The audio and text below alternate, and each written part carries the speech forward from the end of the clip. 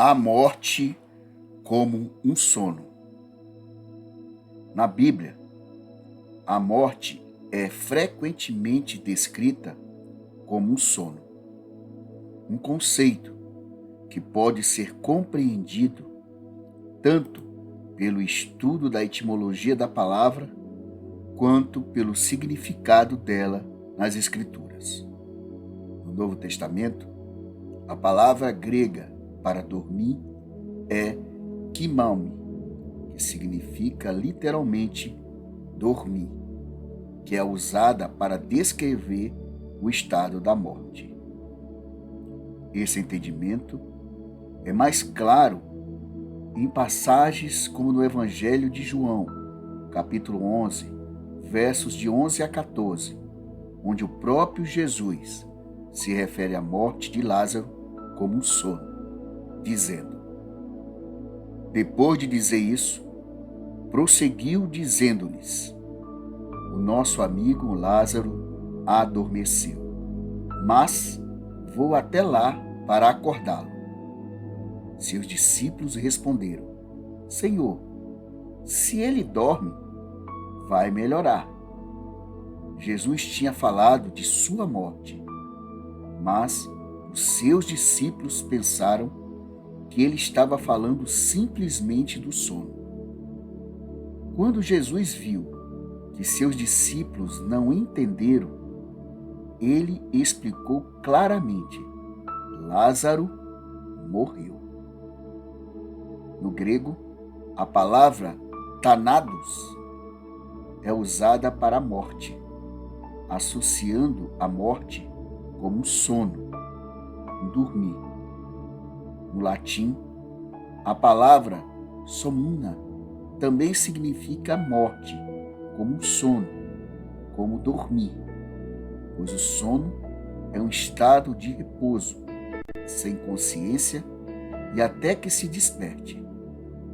O apóstolo Paulo reforça essa ideia na sua epístola de Atos, capítulo 7, verso 60, dizendo: então caiu de joelhos e bradou: Senhor, não os consideres culpados desse pecado. E dizendo isso, adormeceu. Já no hebraico, uma das línguas escritas no Antigo Testamento, nos apresenta a morte também como o repouso do sono. No livro de Jó, confirma isso no capítulo 14, nos versos 10 a 12, dizendo: mas o homem morre, e morto permanece. Dá o último suspiro e deixa de existir. Assim como a água desaparece do mar e o leito do rio perde as águas e seca, assim o homem se deita e não se levanta, até quando os céus já não existirem. Os homens não acordarão e não serão despertados do seu sono. O profeta Daniel também confirma no seu livro, capítulo 12, verso 2, dizendo: multidões que dormem no pó da terra acordarão, uns para a vida eterna, outros para a vergonha, para o desprezo eterno. No livro de 1 Reis, também encontramos textos que falam sobre isso. Por exemplo, no capítulo 2, verso 10, no capítulo 11, verso 43 e no capítulo 14, verso 20, apresentando esse entendimento bem claro quando nos diz, capítulo 2, verso 10, então Davi descansou com seus antepassados e foi sepultado na cidade de Davi. No capítulo 11, verso 43 é dito: então descansou com seus antepassados e foi sepultado na cidade de Davi, seu pai, e seu filho Roboão foi o seu sucessor. Capítulo 14, verso 20, nos diz: ele reinou durante 22 anos. Então descansou com seus antepassados. O seu filho Nadab foi o seu sucessor.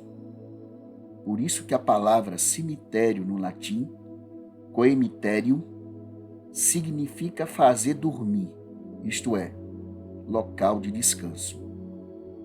Esse conceito reflete muito bem que a morte não é um estado de tormento consciente ou sofrimento eterno, mas sim um repouso até o retorno de Cristo.